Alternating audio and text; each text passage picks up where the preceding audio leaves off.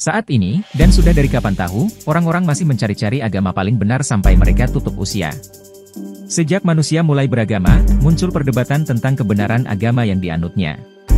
Meskipun setiap agama memiliki kepercayaan, nilai, dan keyakinan yang unik, tetapi argumen tentang agama yang paling benar, tetap menjadi perdebatan yang tak berkesudahan.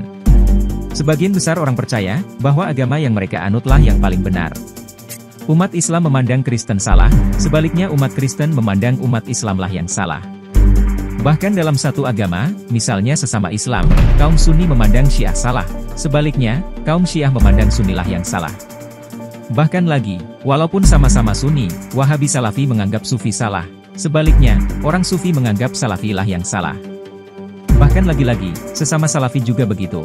Apakah suami termasuk berbuat zalim jika dia menikah diam-diam setelah hidupnya kaya? Ya nggak perlu istri tahu. Para sahabat waktu menikah mereka tidak diam-diam. Antum sampai nikah lagi pun istri nggak tahu, nggak ada masalah. Ini antum gimana sih? Sunnah, kalau orang ingin menjalankan sunnah dalam berpoligami, tidak usah diam-diam. Nggak mesti izin kepada istri, nggak mesti. Para sahabat kalau mereka menikah, istri mereka pada tahu ya, tidak sembunyi-sembunyi. Nggak perlu izin. Kalau poligami kasih tahu istri. Nggak perlu. Kepada istri yang pertama harus tahu, istri yang kedua harus tahu. Enggak. Kasih tahu istri. Enggak. Kasih tahu istri. Nggak perlu. Meskipun saya tidak katakan haram untuk diam-diam. Dalilnya mana? Adalah ikro. Salah.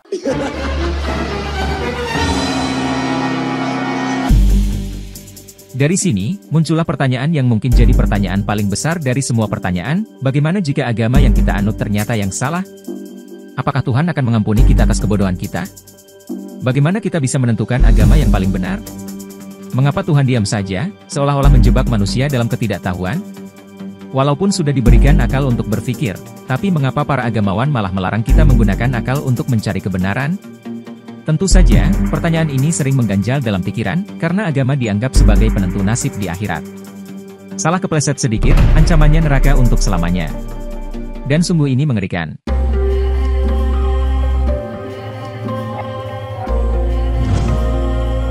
Kita mulai dari agama yang paling jarang dibahas, yaitu agama Buddha.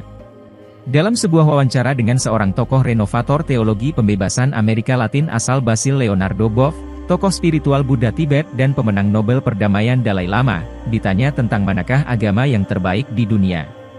Pertanyaan itu diajukan oleh Leonardo saat sesi istirahat pada diskusi mengenai agama dan kebebasan. Dalam hatinya, Boff sengaja mengajukan pertanyaan yang sedikit nakal, dengan harapan Dalai Lama akan menjawab bahwa agama terbaik adalah agama Buddha dari Tibet, atau agama-agama Timur yang lebih tua dari agama Kristen. Namun ketika mendengar pertanyaan itu, Dalai Lama tersenyum, dan memberikan jawaban yang mengejutkan. Dalai Lama mengatakan, agama terbaik, adalah yang mendekatkan Anda pada cinta, yaitu agama yang membuat Anda menjadi orang yang lebih baik. Untuk menutupi rasa malu, Boff yang merasa bahwa pertanyaan itu cukup nakal pun bertanya lagi, apakah ada tanda-tanda, agama yang bisa membuat kita menjadi lebih baik? Namun, Dalai Lama memberikan jawaban yang bijaksana dan tak terbantahkan, agama apapun yang bisa membuat Anda lebih welas asih, lebih berpikiran sehat, lebih objektif dan adil, lebih menyayangi, lebih manusiawi, lebih punya rasa tanggung jawab, lebih beretika, itulah agama terbaik. Setelah mendengar jawaban tersebut, Boff terdiam sejenak dan terkagum-kagum dengan kebijaksanaan Dalai Lama. Selanjutnya, Dalai Lama menambahkan, "Brother, tidak penting bagi saya apa agama Anda, tak peduli juga Anda beragama atau tidak. Yang betul-betul penting bagi saya, adalah perilaku Anda di depan kawan-kawan Anda, di depan keluarga, lingkungan kerja, dan dunia."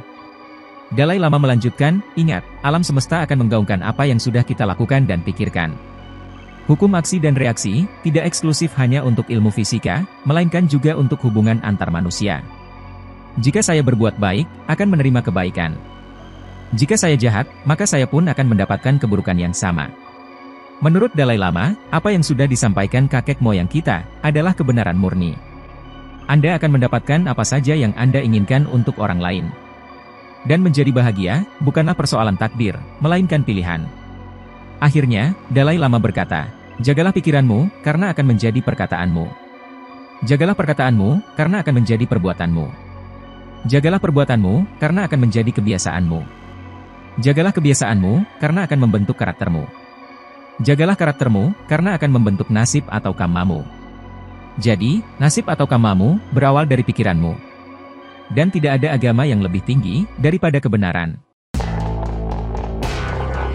Buddhisme mengajarkan bahwa manusia dapat mencapai nirwana setelah mencapai pencerahan, yang berarti terlepas dari segala keinginan. Islam menjanjikan surga bagi mereka yang menaati semua perintah Allah yang diturunkan melalui Nabi Muhammad. Hindu dan Jaina menjanjikan pembebasan dari siklus reinkarnasi dan bersatu dengan Yang Satu. Kekristenan juga menjanjikan surga, yaitu kembali kepada Tuhan Tritunggal dan hidup bersamanya dalam kekekalan. Namun, ada perbedaan utama antara kekristenan dan agama-agama lain di dunia, yaitu adanya juru selamat, karena manusia tidak mampu kembali kepada Tuhan jika hanya mengandalkan kekuatan sendiri. Konsep ini juga mirip dengan Islam Sunni, yaitu adanya syafaat Nabi, yang mana harus melalui Nabi Muhammad, karena semua Nabi menyatakan tidak sanggup membantunya. Surga Islam dan Kristen bisa dibilang sama, namun banyak perbedaannya. Jika Kristen menggambarkan surga adalah kerajaan Tuhan, Islam memandang surga sebagai sebuah tempat khusus yang terpisah dari Tuhan. Penggambaran surga Islam cukup detail, di sana ada bidadari-bidadari bermata jeli yang bertelekan di dipan. Bahkan bagaimana kondisi payudara bidadari juga tercantum dalam Al-Quran. Pemahaman tentang Tuhan juga sangat jauh berbeda antara Islam dan Kristen. Di mana Islam hanya percaya Tuhan yang tunggal, namun Kristen menganggap Tritunggal. Walau begitu, ada juga Kristen yang unitarian, yang tetap menganggap bahwa Tuhan itu tunggal. Dalam Islam sendiri, tunggal juga dimaknai secara berbeda. Ada yang menganggap tunggal itu satu, ada yang menganggap tunggal itu satu kesatuan. Apakah dia merupakan sosok yang terpisah dari alam semesta, seperti duduk di atas singgasananya, atau manunggal dengan alam semesta, maka dari itu dia menyatakan lebih dekat daripada urat leher manusia. Dalam Buddhisme, realitas ultimat bukanlah pribadi pencipta yang maha kuasa, melainkan nirwana. Tidak ada konsep Tuhan dalam dasar ajaran Buddhisme, sehingga agama ini dikategorikan sebagai ateis. Nirwana bukanlah surga, namun dianggap sebagai realitas ultimat yang permanen dan tidak terkondisi, yang berhasil terlepas dari penderitaan yang disebabkan oleh keinginan. Namun, juga terdapat perbedaan pandangan mengenai realitas ultimat di dalam ajaran Buddhisme, seperti penganut Zen Buddhisme, yang menganggap sunyata atau kekosongan sebagai realitas ultimat, dan Buddha Pure Land, yang memilih konsep Buddha Amida. Natur keselamatan di dalam Buddhisme menekankan terlepasnya seseorang dari samsara, atau siklus kelahiran kembali. Dengan menganut Four Noble Truths dan jalan utama berunsur 8, seseorang dapat mencapai pencerahan dan nirwana. Namun, selama belum mencapai nirwana, seseorang harus terus membayar karma, atau perbuatan masa lalunya. Penganut Hindu Advaita Vedanta cenderung mengarah pada pandangan monistik, dengan memandang Brahman sebagai realitas ultimat. Namun, di antara penganut Hindu yang kurang filosofis, banyak yang lebih memilih memuja berbagai dewa. Hinduisme secara umum mempercayai 330 juta dewa, dan memuja 3 dewa besar, yaitu Brahma, Wisnu dan Shiva. Sebenarnya tidak jelas, apakah Brahman sebagai realitas ultimat bersifat personal atau impersonal. Yang lebih penting adalah, Brahman memanifestasikan dirinya dalam seluruh proses kosmik, atau yang dikenal sebagai panteisme. Pandangan Hinduisme tentang kehidupan tidak jauh berbeda dengan Buddhisme, yaitu manusia terjebak dalam roda samsara. Akar masalah manusia bukanlah dosa atau pembangkangan terhadap Tuhan, melainkan ketidaktahuan memahami realitas yang sebenarnya. Keselamatan di Hinduisme adalah terlepas dari samsara, atau mencapai moksha, yaitu pembebasan. Pembebasan ini dapat dicapai dengan menjalankan karma marga, jnana marga, dan bhakti marga. Umat agama Abrahamik menganggap, reinkarnasi adalah sesuatu yang konyol, dan tidak masuk akal. Sementara umat Hindu Buddha menganggap, justru konsep surgalah yang konyol, dan tidak masuk akal. Terlebih, keduanya tak bisa dibuktikan dengan sains. Maka dari itu, sesama tidak masuk akal, dilarang saling mendahului. Daripada saling mendahului, mari kita renungi saja perkataan Mahatma Gandhi dan Jalaluddin Rumi, yang mencengangkan di kalangan para agamawan dan ateis. Mahatma Gandhi berkata, agama saya berpusat pada kebenaran dan ketidakkekerasan. Kebenaran adalah Tuhan saya, dan ketidakkekerasan adalah cara untuk mewujudkannya.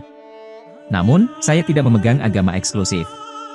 Kebenaran berada di atas segalanya, dan agama saya tentang hidup dan memberi kehidupan. Agama saya berdasarkan pada pengalaman pribadi saya, dan bukan sesuatu yang bisa saya ajarkan atau terapkan pada orang lain. Ini adalah pengalaman saya sendiri tentang Tuhan. Saya percaya pada semua agama, dan semua agama percaya pada saya. Saya tidak mempercayai klaim eksklusif dari satu agama. Agama saya didasarkan pada cinta dan kemanusiaan. Jika semua agama mengajarkan cinta dan kemanusiaan, mengapa harus ada konflik antara mereka?